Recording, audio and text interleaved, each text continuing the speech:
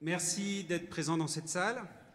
Donc nous allons discuter un petit peu de Vite. Et on va se poser la question si c'est une nouvelle ère dans le tooling des développeurs front. Alors je suis Christophe Jolivet, je suis tech lead chez Appseed. Et accessoirement, j'ai aussi fondé le Jug de Tours. Je suis cofondateur de Tour & Tech, une petite conf qui a lieu tous les ans au mois de janvier. Et vous pouvez me retrouver sur les réseaux sous Jolivet C. Du coup, moi, c'est Yann Thomas Lemoigne. Excusez-moi pour ma voix, j'ai une petite extinction. Je suis également tech lead à Appseed Top, on est collègues. Quelque chose qui me tient à cœur, moi je suis sapeur-pompier volontaire. J'espère qu'il y en a beaucoup dans la salle. Et vous pouvez me retrouver sur les réseaux aussi sous le nom de Yato. Alors, pour savoir si on ouvre une nouvelle ère dans le domaine du build, on va faire une petite histoire du build. Alors le point de vue du build, ça va être le mien, qui suis développeur Java. Donc il y aura des noms d'outils de build de Java, mais c'était pareil du côté .NET à l'époque. Enfin, c'était même pas encore .NET à l'époque. Pour la petite histoire, on a jQuery, qui date de 2006, AngularJS, Node.js de 2009, React 2013 et Vue 2014. Alors à l'époque, quand j'ai commencé, on faisait du Ant, et puis bon, on s'en foutait. Voilà. On avait des petits bouts de JavaScript, ça faisait 2 bouts de contrôle dans la page, et puis c'était poussé. Donc notre gros stress, c'était de réussir à mettre les JavaScript dans le WAR, ou le AR, et puis de s'assurer que ça parte dans le serveur. Après, il y a Maven qui est arrivé, on continue à faire pareil. Gradle en 2008. Alors ça évolue un petit peu vers 2006 quand jQuery est arrivé. On a commencé à faire un peu plus propre parce qu'il commençait à y avoir pas mal de scripts, de plugins, de jQuery, des choses comme ça. Donc on a essayé de concaténer un petit peu nos scripts, de réduire un peu tout ça. Mais on était encore un peu comme des débutants, c'était l'âge de pierre. Le balbutiement. Sont arrivés les bundlers. Alors avec l'apparition de Node.js, en 2009, Angular, on a commencé à se poser des questions sur le tooling. Alors là, j'ai mis quelques bundlers que j'ai eu l'occasion d'utiliser, mais il y en a beaucoup plus. On avait Browserify, par exemple, qui est passé aussi. On avait tout un tas de petits outils dont j'ai oublié le nom depuis, d'ailleurs. On a donc des bundlers qui venaient prendre les scripts, assembler tout ça. Il y avait un peu plus de plugins dans le build pour faire de la minification, des choses comme ça. Donc Grunt, Webpack en 2012, Gulp en 2013. Et puis avec ECMAScript 2015 sont arrivés les ES modules. Alors les ES modules, c'est la possibilité d'avoir un navigateur qui va supporter des modules dans le code JavaScript. Donc du coup, sont arrivés des bundlers pour faire ça. Donc on a Rollup 2015, Parcel 2017, ESBuild 2020. L'idée, c'était, avec les ES modules, on arrivait enfin sur un standard. Parce qu'avant, nos modules JavaScript, eh bien, ça pouvait être du CommonJS, de l'AMD, de l'UMD. Donc, comme on avait trop de variétés dans les choix, on s'est retourné sur un standard, l'ES module. Vite là-dedans. Alors, je vous ai mis l'histoire de Vite. Vous voyez que ça a été très vite, c'est le cas de le dire, avril 2020 à mars 2021. L'auteur de Vite, c'est Evan You. Alors pour ceux qui ne connaissent pas Evan You, c'est l'auteur de Vue.js. Donc pas un petit débutant en JavaScript. Et alors, pour la petite histoire, il est fan des mots en français, et c'est pour ça qu'il faut dire vite et pas vite, comme Vue. Donc, ça commence par un tweet qu'il a lancé au mois d'avril, où il dit « Hier soir, j'ai eu une idée avec les modules, je me suis lancé, j'ai passé la nuit dessus. Voilà. » Il avait créé un bundler, donc il récupérait les fichiers SFC de Vue. SFC, Single File Component. Voilà. Et du coup, il prend ces fichiers qui contiennent le JavaScript, le JS, l'HTML, il réunit tous les fichiers et il resépare l'HTML du JavaScript de la CSS. 4 jours plus tard, il a sorti la version 0.5 avec la structure du serveur, etc. Donc il travaille très vite. Après, ça continue d'évoluer, il y a pas mal de gens qui commencent à s'intéresser au projet, à contribuer, il corrige pas mal de bugs. Arrivé en novembre 2020, il a une V1 qui est prête, et puis il commence à se poser des questions. Mon outil est pas mal, il fait les trucs bien, pourvu, mais est-ce qu'il ne pourrait pas faire le truc bien pour les autres?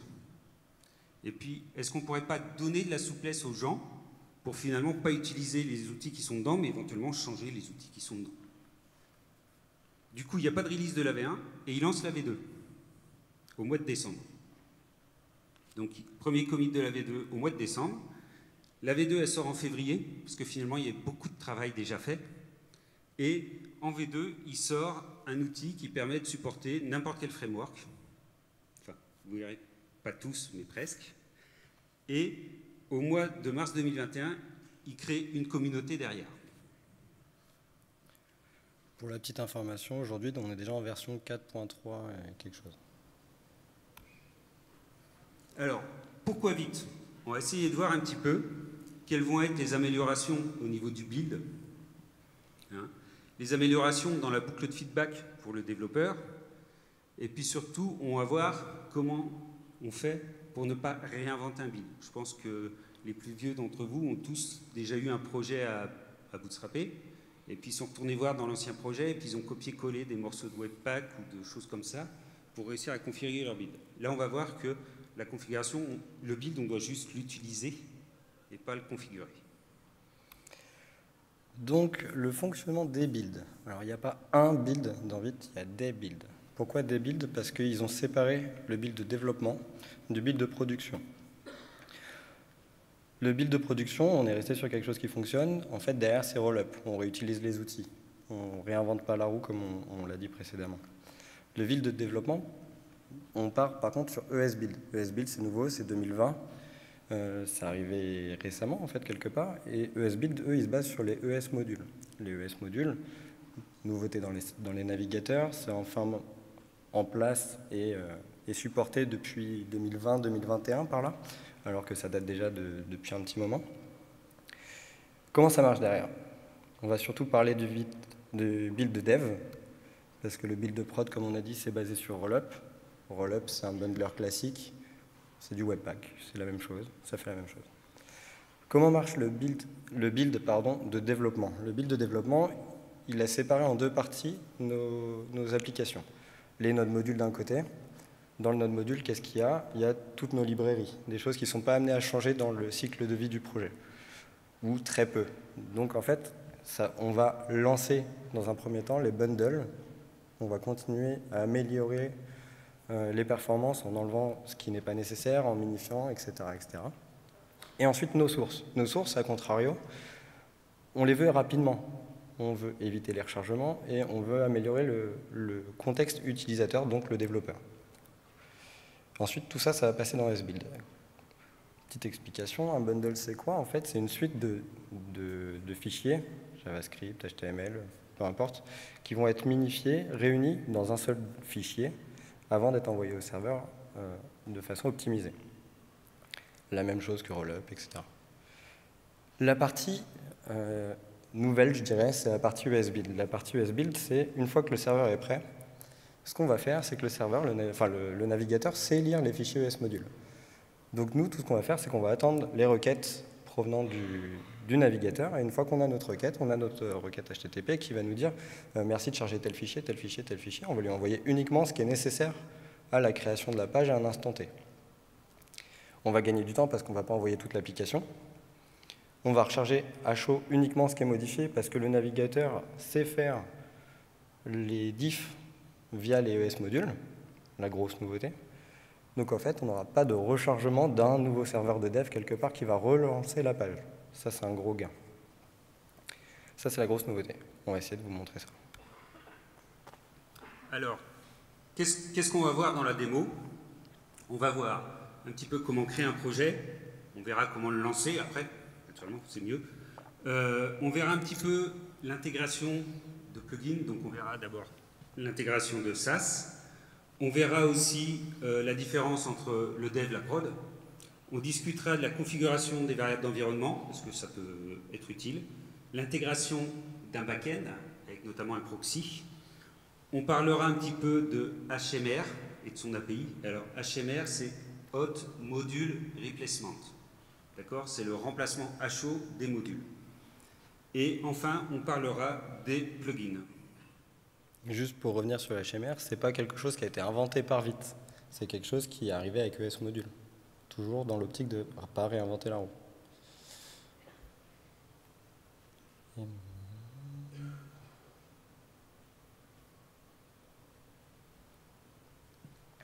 Est-ce que vous voyez bien?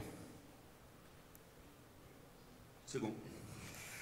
Ok, donc comme on a dit, on avait deux solutions. Pour la création du projet, on aurait pu partir sur un projet déjà existant, un Webpack, un Rollup, le migrer vers l'outil Vite.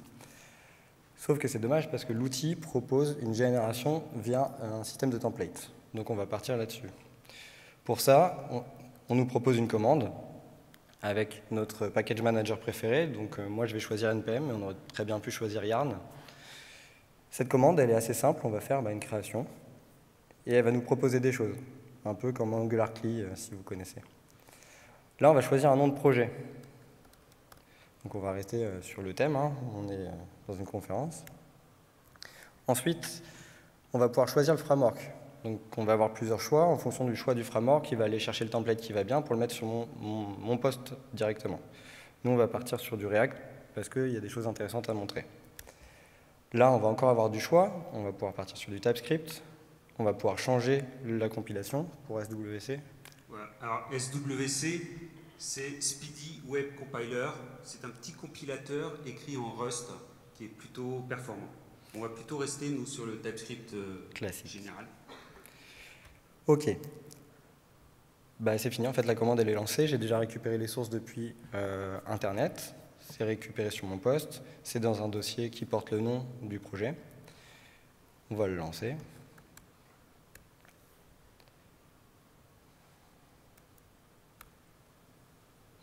J'imagine que vous voyez bien encore. On va faire un npm install tout de suite pour récupérer les dépendances, parce que l'outil, c'est un générateur de template, mais il ne fait pas tout pour moi. Mais il m'a donné en même temps les lignes de commande qui me permettent de le faire. Donc ça, c'est plutôt chouette. Pendant que ça fait ça, on va faire le tour de l'application. Qu'est-ce qu'il y a dans ce template? Alors, notre module, les dépendances sont déjà là, c'est magnifique, ça va plus vite que chez moi. Le public. Dans le public, on a un SVG, le logo de Vite. Les sources, mon application TypeScript qu'on va voir tout à l'heure. Dans ces sources, il y a un petit fichier, vite-env.d.ts. Ce fichier, il sert à l'IDE pour l'autocomplétion. Il va permettre plein de choses. On va voir qu'on va pouvoir rajouter, nous, des choses tout à l'heure. Si on sort de ça, il n'y a que des fichiers de configuration. ESLint, Git. Alors, Git, on a la configuration pour Gitignore. Toutefois, le repo Git n'est pas initialisé. C'est à moi de le faire. On laisse la main en fait au développeur pour faire ce qu'il veut. L'index.html, l'entrée, package.json, la partie pour mon package manager, mon tsconfig, donc pour TypeScript, et mon Vite config. On va commencer par celui-là. Qu'est-ce qu'on voit dedans? Comme on a dit tout à l'heure, en fait, pour configurer un projet Vite, il n'y a rien à faire. Là, je suis sur du React, j'ai un plugin React. Comme on a dit aussi tout à l'heure, il veut être agnostique. Il ne veut pas avoir à faire du React, du Vanilla. Lui, il s'en fiche, en fait, que ce soit du Vue. Donc, il a créé un système de plugins qui permet d'ajouter aux besoins uniquement les sources nécessaires pour gérer ce qu'on souhaite. Donc là, on est sur du React. Mais il n'y a rien d'autre à faire. Dans mon package.json, il y a une petite ligne ici qui est intéressante. On dit qu'on est sur du ES module, en fait. Quelque part, c'est uniquement ça. On le voit ici également dans mon index.html. L'import de mon script, on part sur la même pratique. Je reviens sur mon package. Mes scripts, il y en a 4. Comme on a dit tout à l'heure, on va différencier le bit de prod du bit de développement. Donc, pour démarrer le serveur de développement, on va appeler tout simplement le script dev. Ça va lancer ESBuild et tout ce que je vous ai expliqué tout à l'heure. Le build, c'est du TypeScript, alors on va appeler le compilateur, et ensuite on va appeler vite-build pour pouvoir builder tout ça via rollup. Le linter, ok, on ne va pas le présenter. Et preview, c'est un petit mot-clé, c'est quelque chose qui n'existe nulle part ailleurs en tout cas, et on en parlera tout à l'heure. Autre chose qui est intéressante, c'est dans les dépendances. Dans les dépendances, en fait, on a uniquement ce dont on a besoin, nous, dans notre projet. On a plus 50 dépendances qui nous servent à démarrer un serveur de développement. Pardon. On a uniquement React parce qu'on est sur du React. Dans les dev dependencies, on a tout ce qui est configuration, mais pour le serveur de développement, on a juste un outil, Vite. Alors 4.3.2, je crois qu'on est en point 8, mais voilà. Et on va pouvoir ajouter nos plugins dans les dev dependencies. Par exemple, React. On en ajoutera un autre tout à l'heure pour regarder. Ok, et est-ce que tu peux nous montrer un petit peu ce que ça donne du coup à l'écran quand tu lances ton application? Donc on va lancer la commande npm run dev pour voir ce qui se passe. Ce qui se passe, c'est que ça va m'ouvrir un helper avec une première info, on est sur Vite, la version, et le temps de compilation de tout ce qui est dans le node module. Donc là, il a fallu 484 millisecondes pour créer mes bundles du node module. Comme je l'ai dit tout à l'heure, le reste n'est pas encore envoyé, donc pour l'instant, on n'a rien fait. Mais ce qui est intéressant, c'est qu'on a un helper. Le helper, il va me présenter des choses, il va me permettre de restart le serveur, même si en réalité, vous allez voir que je ne le fais jamais. On va pouvoir regarder l'URL qu'on a déjà affiché, mais ce qui est intéressant, c'est surtout que le développeur, il a moins de choses à faire, il n'a même pas à ouvrir son navigateur, juste en cliquant sur une touche, il est lancé. Là, c'est peut-être un peu gros. Donc ça, c'est l'application qui a été générée automatiquement. Donc vous avez deux logos en haut, le nom, et puis un petit bouton qui sert de compteur quand vous cliquez dessus. Et une petite phrase en dessous. Ce que je vais montrer maintenant, c'est la partie rechargement à chaud. Comme on disait, on ne recharge pas toute la page, on recharge uniquement ce qui est modifié. Ce que je vais faire, c'est que je vais changer le Vite plus React pour lui ajouter, on est en TypeScript, on va remettre le TypeScript. On va regarder juste au niveau de la console ce qui se passe. J'espère qu'on va bien voir parce que c'est très rapide. Donc je vais aller dans mes sources, je vais cacher ça. Ici dans mes sources, c'est ici. Moi je vais rajouter, donc comme je disais, plus TypeScript. J'enregistre, je reviens tout de suite et on voit que ce qui a été changé, c'est uniquement le H1 de ma page. Donc déjà c'est beau. On voit autre chose, on voit que le seul fichier qui a été renvoyé avec un timestamp, c'est le app.tsx. Dedans, si on le regarde, c'est pas du tout ce que j'ai écrit. C'est du ES module. Alors je sais pas vous, mais ça donne pas envie de le lire. Mais il y a des petites choses sympas qu'on va voir un peu tout à l'heure. Voilà. Et le compteur n'est pas perdu. Ça, c'est une grosse plus-value. Ok, du coup, est-ce que tu peux nous simplifier un peu l'écran là pour qu'on puisse continuer les démos? Alors, on va simplifier l'écran dans le sens où en fait, on va réduire la taille de certaines choses et on va enlever du CSS qui ne sert pas à grand-chose, de façon à ce qu'on puisse voir ce qui se passe. Et la valeur du compteur n'a toujours pas changé? Exactement. Donc ça veut dire que le state qui est associé au composant en JavaScript, il n'est pas impacté par le changement du template HTML ou le changement de la CSS. Alors comment ça marche? Comme je disais, en fait, on a renvoyé uniquement ce qui est nécessaire, donc là, le HTML. Ce qui se passe, c'est que lui, il est capable de me dire j'ai changé que ça dans ma page, donc le reste n'est pas perdu. Toutefois, si jamais je m'amuse à changer du JavaScript, en théorie, c'est censé se rafraîchir. Avec React, ça ne marche pas tout à fait comme ça, parce que React est basé sur un React Refresh qui permet de garder l'état des states à chaud. Si on était sur Vue, si on modifie du JS, on va perdre l'état. C'est la seule nuance. Ok, donc maintenant, on va peut-être remettre un autre composant dedans pour dire qu'on aurait une belle en-tête en haut, notre page. Donc pour faire ça, ce qu'on va faire, c'est qu'on va créer un header. On va rester un peu propre en séparant les composants. On reste sur du React, bien sûr. Alors le header, c'est quoi? C'est juste un header avec un H1 et un petit mot-clé, démonstration. On voit également qu'il se passe des choses dans la console. Quand je mets à jour, le HTML, il détecte ce que j'ai fait et il m'indique quand je fais des modifications. Là, j'ai créé le header et pourtant, il ne m'indique rien. Pourquoi il ne m'indique rien? Il ne m'indique rien parce que je ne l'ai pas encore envoyé à la page, en fait. Tant que je ne l'ai pas envoyé à la page, le HTML détecte que c'est une modification, mais elle n'est pas sur la page, donc je ne vais pas lui demander de recharger. Avant ça, je vais rajouter le style pour pas que ça plante. J'allais te le dire.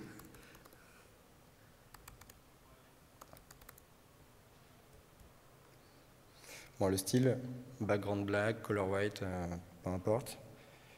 Toujours rien de changé d'ailleurs dans ma console. Et je vais ajouter en en-tête mon header. Je l'importe, je rafraîchis. Je vois qu'il a été mis à jour à 10h21, donc ça va être maintenant. Et tout de suite, j'ai mon header qui est arrivé, avec un mot-clé, démonstration. Et toujours la même valeur sur le compteur.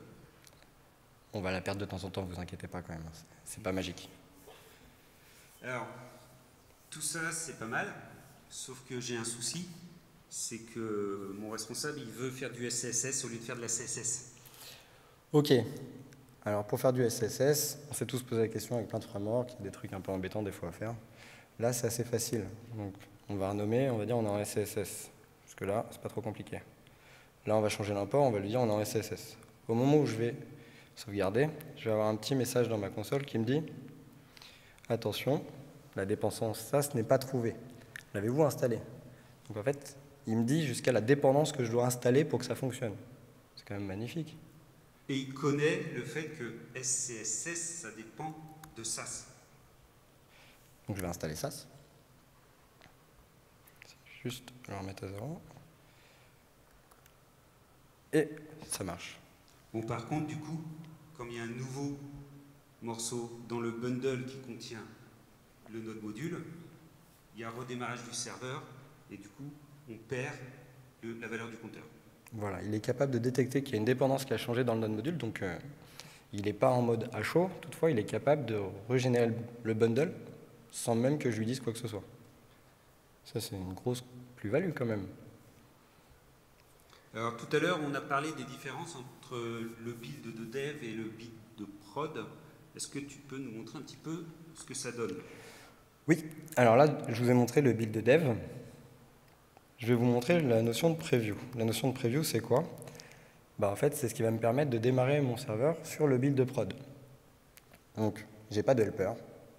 Il n'y a pas de système de check, de watch. J'ai un nouveau port. On va l'ouvrir. Et là, j'ai une erreur. Ça commence mal. J'ai une erreur pourquoi? Parce que j'ai démarré mon serveur sur la partie production, mais je n'ai pas généré mon bundle de production. Donc, c'est ce que je vais faire maintenant. Pour générer mon bundle, j'appelle le npm run build. Ça veut dire qu'on a quelque chose qui ressemble vraiment à une prod. C'est-à-dire que vous avez un script qui build la prod et vous avez un serveur qui va servir des fichiers. Donc là, on voit que ça a pris plus longtemps. Ça a mis 1 seconde 31. Alors, c'est pas ouf, mais en même temps, c'est un nouveau projet, il est vide. C'est un peu logique. On voit qu'on a un dossier disque qui est apparu. Dedans, on a le SVG, donc le dossier public a été aplati. On a les assets. Dans les assets, on a tout ce qu'on peut trouver sur un truc classique, la minification, si on regarde. On a également une clé de hash, classique. Si je reviens, il faut que je refresh. On a la même chose que en développement, avec un autre compteur, bien sûr. Donc, on peut vérifier sur notre poste de développeur le build de prod, le build de dev. Alors, ok, mais du coup, comme ça, est-ce que tu vois lequel est la prod, laquelle est la dev? À part le fait peut-être que la dev va changer quand tu changes le script et pas la prod, puisqu'il faut builder, est-ce qu'il n'y a pas un autre moyen de nous indiquer qui est le dev? Alors oui, il y a un autre moyen. En effet, c'est un des risques.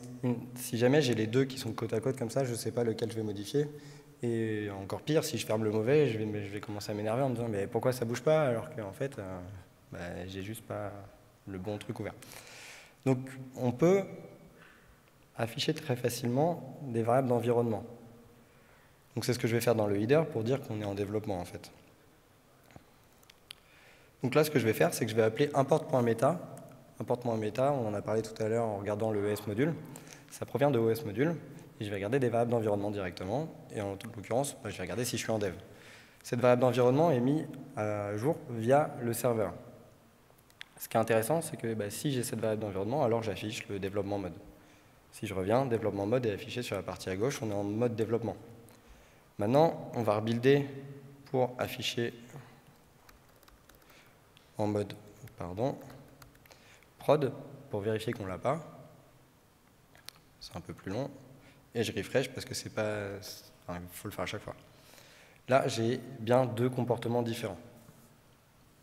Ok, donc là maintenant, j'ai des variables d'environnement qui existent, qui sont fournies à moi par l'écosystème. Hein. C'est une variable qui me dit si je suis en mode de dev ou pas. Mais j'ai aussi mes variables d'environnement à moi que j'aimerais pousser dans l'application. Alors, est-ce que tu peux nous montrer ça? Ah oui, on va le faire. Donc, je vais créer un fichier .env pour mettre mes variables d'environnement. J'en ai créé 3. Title app, celle qui va nous servir pour montrer le titre de l'application. Et 2 qui nous serviront plus tard, c'est la latitude et la longitude de Paris. On va revenir sur celui-là. Je vois tout de suite que quand j'ai créé mon fichier de variable d'environnement, le serveur a rechargé parce que c'est une configuration que lui ne sait pas prendre à chaud. Toutefois, il sait qu'il y a eu une modification. Pour utiliser ça, on va faire exactement la même chose. On va remplacer ici. On va utiliser les mêmes, import.meta.env. Et là, je voudrais la mienne en fait. Moi, j'aimerais bien qu'il y ait l'autocomplétion. Pour avoir l'autocomplétion, je vous en ai parlé tout à l'heure, on a un fichier vite-env.d.ts qui me permet de le faire.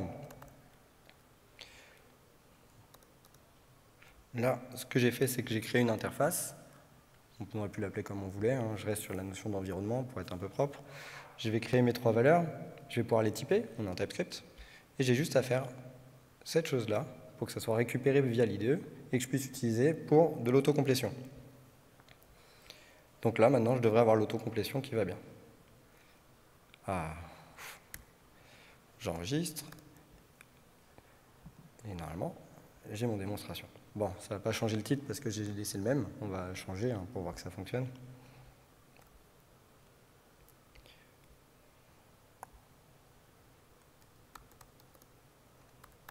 Mais soyons fous. Enregistrer. Donc toujours, j'ai changé ma variable d'environnement. Donc mon fichier, mon serveur, c'est restart tout seul. J'ai toujours rien fait moi. Et voilà, on a sur DevFS Lib. Ok, donc là, on vient de voir la création d'un projet, facile. Comment le lancer, facile. Hein. Juste avec le petit helper O, on a ouvert le fichier. On a vu le build de prod. On a vu les variables d'environnement. Tout ça, c'est bien. En général, une application, elle va avoir besoin de services derrière. Éventuellement servi ailleurs. Donc, qu'est-ce qui va se passer quand je vais avoir besoin d'appeler un serveur? Alors, aujourd'hui, il y a tout un tas de failles de sécurité, etc. Je ne vous cite pas le Corse, vous connaissez tous. Pour éviter cette problématique, on passe souvent par un proxy. Le proxy, il est fait au niveau serveur. Il va falloir que je fasse une configuration serveur. Là, lui, il ne va pas pouvoir l'inventer. Nous, ce qu'on va faire, c'est un composant météo. Ce composant météo, il va nous servir juste à afficher le degré componente. Je ne sais plus écrire, pardon. Weather component. Alors, on va juste expliquer rapidement. Ça fait quoi? En fait, j'appelle juste une API, /API, avec ma latitude, longitude qu'on a vu tout à l'heure, de la même façon. Et je récupère le current weather qui me permet de récupérer la température. Si j'ai la température, je l'affiche ici, sinon j'affiche là rien et degrés. Ce truc-là, va falloir que je l'appelle. Donc on va aller directement dans le hub.tsx. On va le mettre tout en bas pour que ça soit un peu joli. Alors joli, je veux bien, hein, l'application est très moche, vous avez le droit de le dire. Je suis pas un designer. Weather. Ok. Là, mon degré est arrivé. Je n'ai pas configuré mon serveur en tant que proxy. Vous y attendez tous, il n'y a rien qui arrive. Ce qu'on va faire, c'est qu'on va commencer la conf. Donc là, on va partir sur la configuration. Et enfin, on va configurer mon serveur. Pour configurer un proxy, c'est exactement les mêmes nomenclatures que sur n'importe quel autre. Si vous faites de l'Angular, vous n'allez pas être perdu. On va lui dire l'URL, le petit mot-clé sur lequel il doit écouter. S'il voit ça, alors on change la target pour l'URL qui va bien. On réécrit le pass de façon à enlever le /API parce que le back n'attend pas ça. Et quand je reviens, il fait 15 degrés ici à peu près. Enfin à Paris, pardon. Ok. Et le serveur a redémarré tout seul quand on a défini le proxy. On va voir si cette configuration marche également sur l'environnement de prod. Parce que si ça ne marche pas, c'est un peu dommage. Je ne veux pas écrire deux configurations. Alors ça ne marche pas. Pourquoi ça ne marche pas? Tout simplement parce que, comme j'ai dit tout à l'heure, le preview qui va écouter sur le serveur, lui, il ne watch pas. Donc en fait, il ne sait pas que ça a changé au niveau configuration, donc il va falloir que je le redémarre. C'est parti. Il y en a qui s'amusent dehors. Je refresh, j'ai bien mon 15 degrés. Donc ça fonctionne très bien. Donc, maintenant on sait qu'on peut aussi appeler facilement des services. Pas de problème. Il nous prend bien par la main, avec le redémarrage des serveurs et tout, c'est plutôt cool. Est-ce qu'on peut peut-être faire des choses un peu plus complexes au niveau du hot module replacement? Parce que on peut avoir des variables dans l'environnement, des choses comme ça, et si on recharge le composant mais qu'il n'y a qu'un morceau qui est rechargé, on va avoir des fuites de mémoire, des trucs comme ça sur le poste du développeur, ou besoin de réinitialiser certaines données. Donc moi j'aimerais bien savoir s'il y a de quoi être au courant qu'un morceau du composant est remplacé pour pouvoir réagir. Alors ce qu'on va voir, on va se mettre au niveau de Weather. Weather, c'est le seul qui fait un appel asynchrone, et on va appeler la partie HMR. HMR, c'est quelque chose qui ne va pas être disponible partout. Tous les navigateurs ne l'offrent pas, et en fonction des builds, on ne l'aura pas forcément. Ce qu'on va pouvoir faire, c'est qu'une fois qu'on a fait un guard, si on ne l'a pas, on ne fait rien, mais si on l'a, on peut faire des choses. On va pouvoir par exemple écouter un événement.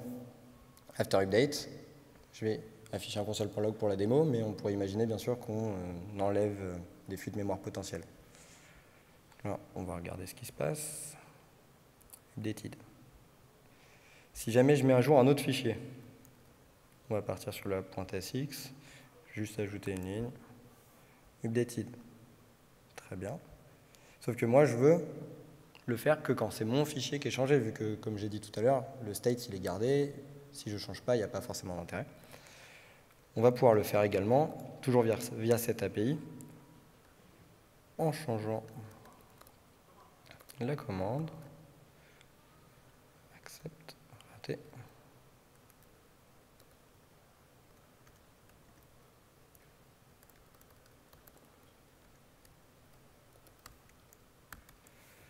Donc là, tu seras avec accepted si tu changes ton composant weather. C'est ça. En plus du updated. Et si là, tu changes un autre composant, tu n'auras que updated, c'est ça? Exactement. Alors updated, je l'aurai dans tous les cas parce que dans tous les cas, on va faire un rafraîchissement, même si mon composant weather change, comme je le vois ici. Si toutefois je change app.tsx, que j'enlève cette ligne qui ne sert à rien, là, je n'aurai que updated. Donc, on va pouvoir s'abonner sur les événements type HMR. Ok. Maintenant, on voit, il y a tout ce qu'il nous faut, finalement, dedans pour développer. Il y a un dernier truc qui me manque. En général, il y a des petits plugins qui viennent aider les développeurs à travailler dans les applications. Alors, est-ce que tu as quelque chose pour mettre des plugins dans ton application? Alors, on l'a plus ou moins déjà dit vu qu'on a React. Mais oui, j'ai bien quelque chose pour mettre des plugins. Il y en existe plein. Il y a un repo pour ça. Et dans ce repo, il sépare des types de plugins différents. Nous, ce qu'on va faire, c'est toujours dans l'optique d'aider le développeur, on va ajouter un plugin de type helper qui va nous permettre d'aider le développeur. On va essayer de faire un truc pour lier un peu le navigateur à l'IDE, qu'on va inspecter directement et quand on va cliquer, ça va rouvrir l'IDE au bon endroit. Et ça, c'est assez facile à faire. Pour commencer, il faut tout simplement installer la bonne dépendance. Donc là, le vide plugin React Inspector, vu qu'on est en mode React. Une fois installé, elle est plus longue que les autres,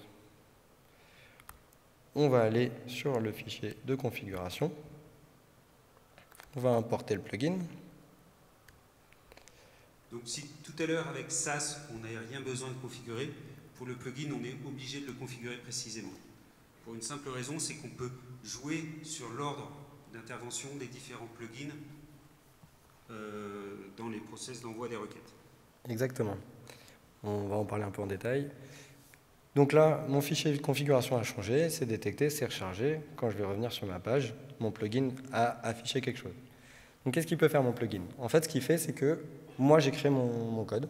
Lui, il va pouvoir le parcourir et ajouter des choses dedans. Qu'est-ce qu'il va ajouter? Il va ajouter des informations qui vont lui servir pour pouvoir savoir où j'en suis moi dans mon code quand je veux chercher des choses, de façon à me le dire dans mon IDE pour ouvrir la bonne page. Si on regarde au niveau des éléments, on va reprendre le même que tout à l'heure. Par rapport à tout à l'heure, il m'a ajouté un attribut. Il m'a ajouté le data-react inspector. Alors on voit le drag here qui est apparu. Si je clique dessus, ça va commencer à envoyer des requêtes. Le réseau. Je vais cliquer sur vite plus react plus ts. On voit une requête qui est partie. On voit que ça part, alors pas tout à fait au bon endroit, mais néanmoins ça part sur mon IDE, au bon endroit à peu près. Qu'est-ce que cette requête a fait? Cette requête, alors je vais essayer d'enlever ça histoire qu'on voit bien. Elle appelle une URL, React Inspector Launch Editor. J'espère qu'à part eux, personne n'utilise celle-là parce que sinon ça va poser problème. Ça lui met une query. Dans la query, il y a l'information qui était en fait dans la, la directive. Dans l'attribut, pardon. Oui. Et c'est ce truc-là qui va me permettre d'ouvrir mon IDE. Donc il a détecté que mon VS Code était ouvert. Si jamais j'ai rien d'ouvert, il va même réussir à ouvrir des trucs improbables. Mais il y arrive à chaque fois, c'est plutôt pas mal. En fait, il va surtout scanner les requêtes. Il va se mettre entre le serveur et le back, de façon à écouter ce qui se passe. Une fois qu'il détecte que c'est la requête qui l'attend, il va pouvoir faire une action sans envoyer à qui que ce soit, parce qu'en fait, il n'y a personne derrière. Et ça, c'est plutôt chouette. Alors, on a été voir un petit coup d'œil dans les sources du plugin. Il scanne tout ce qui est IDE potentiel et s'il ne trouve rien, il finit même par vous ouvrir les fichiers dans Vim si vous êtes sous Mac ou Linux. On va montrer autre chose. Là, on va rebuilder l'application pour être sur la dernière version. On va redémarrer ensuite notre preview.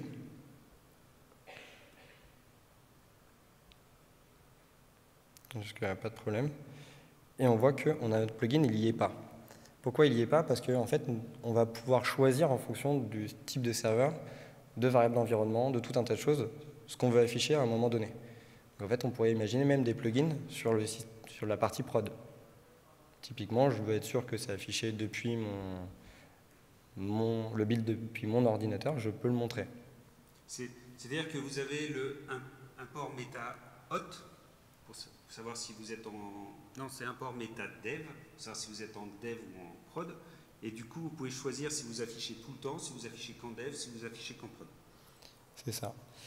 Alors comme on a dit, on va aller un peu plus loin parce qu'il y a une notion d'ordre dans les plugins. Typiquement, il y en a qui doivent s'exécuter avant. Logique.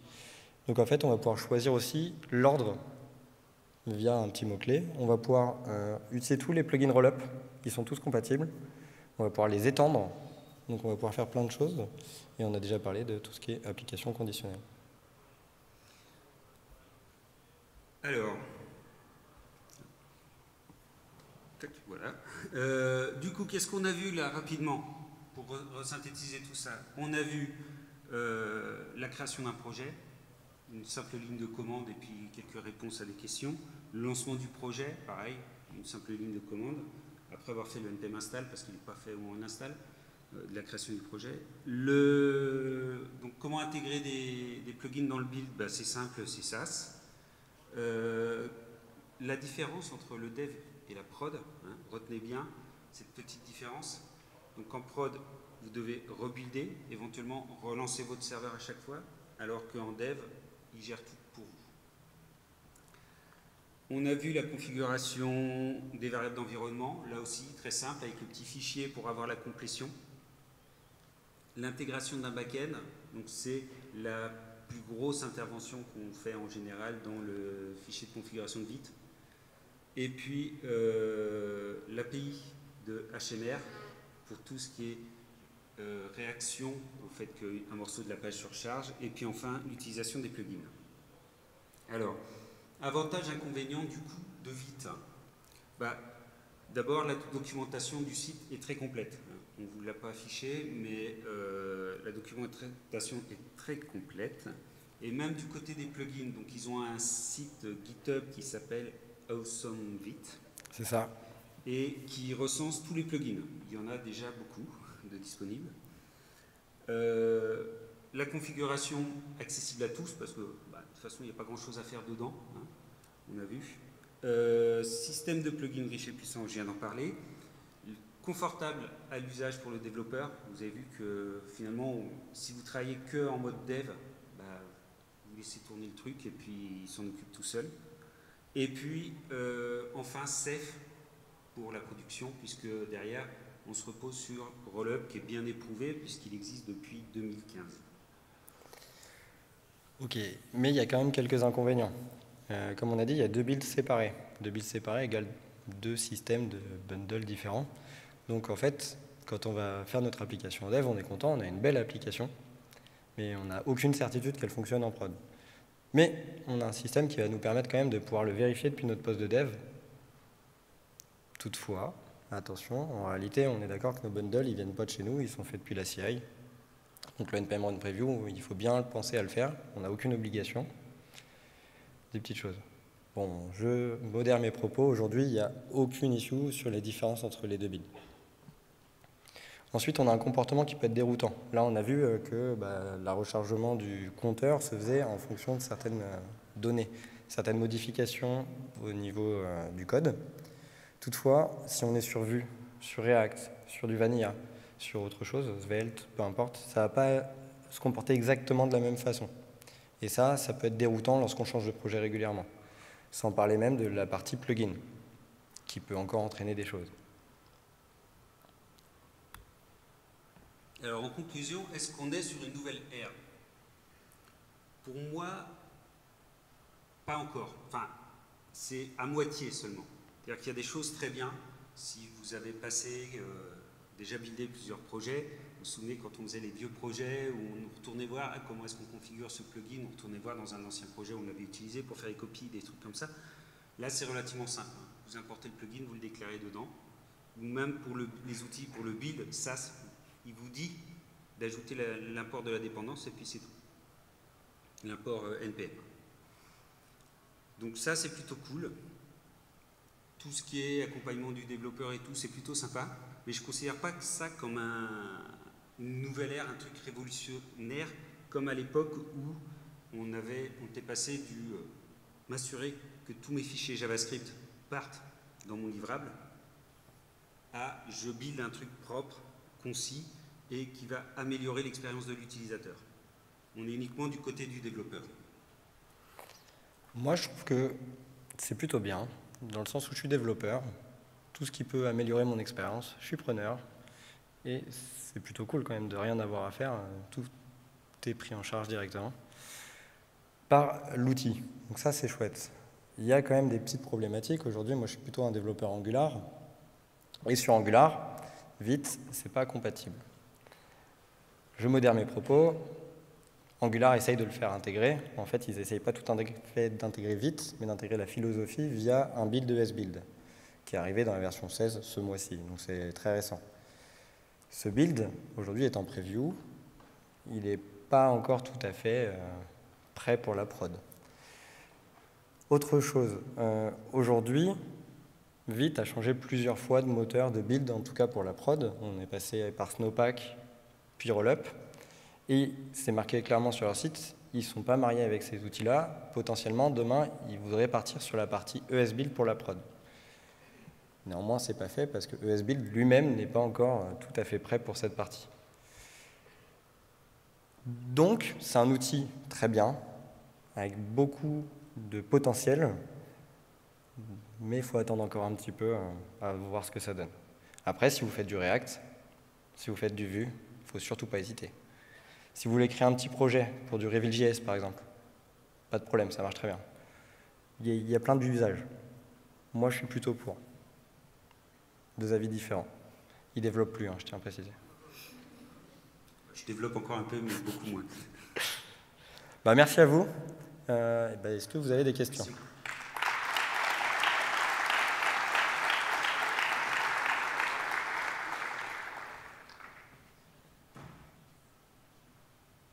Aucune question? Ah si, une question là.